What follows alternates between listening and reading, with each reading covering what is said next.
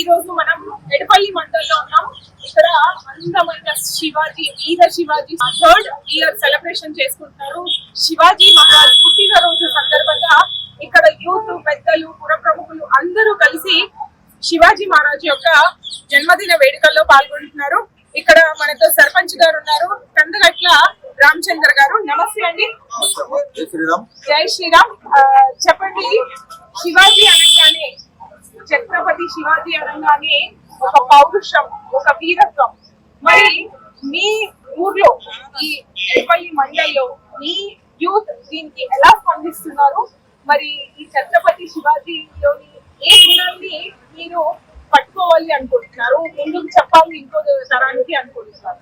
ముందుగా హిందూ బంధువులందరికీ కూడా ఛత్రపతి శివాజీ జయంతి శుభాకాంక్షలు తెలియజేస్తూ, మరాఠా వీరుడు మన సనాతన ధర్మాన్ని రక్షిస్తూ హిందూ సామ్రాజ్యాన్ని ముందుకు నడిపిస్తున్నటువంటి గొప్ప మహనీయుడు. ఈరోజు శివాజీ జయంతి సందర్భంగా ఎడపల్లి మండల కేంద్రంలో ప్రతిష్టాత్మకంగా తెలంగాణలో ఎక్కడ లేని విధంగా పూర్తి రాతి కట్టడంతో ఇది 2024లో సుమారుగా 18 లక్షల రూపాయల వ్యయంతో ఇక్కడ నిర్మించడం జరిగింది. ఇక్కడ ఉన్నటువంటి యువకులు, పెద్దలు అందరూ పెద్ద ఎత్తున దాతలు ముందుకు వచ్చి ఒక కార్యక్రమం నిర్వహించడం జరిగింది.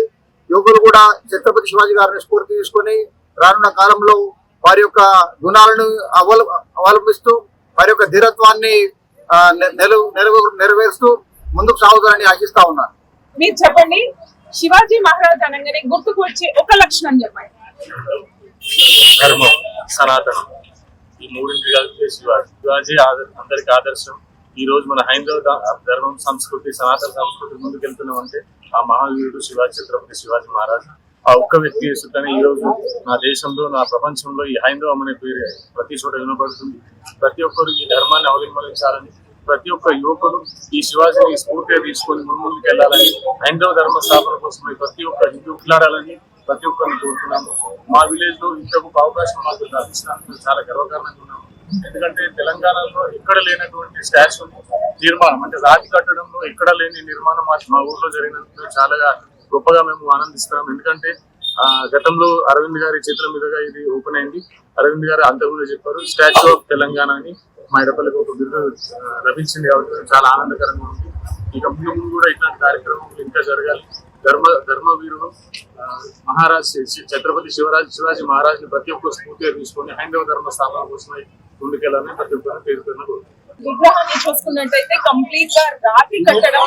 ఇది ముఖ్యంగా తుల్జాపూర్ లోని స్టాచ్యూ సేమ్ ఎట్లాంటి డిజైన్ ఇక్కడైతే ఉందో అది తుల్జాపూర్ శివాజీ మహారాజ్ విగ్రహాన్ని చూసి తీసుకోవడం జరిగింది. కింద మనం చూసుకున్నట్టయితే తానాజీ కాలోజీ మన్సూరే అండ్ ఇంకొక అతను బాజీరావు దేశపాండే.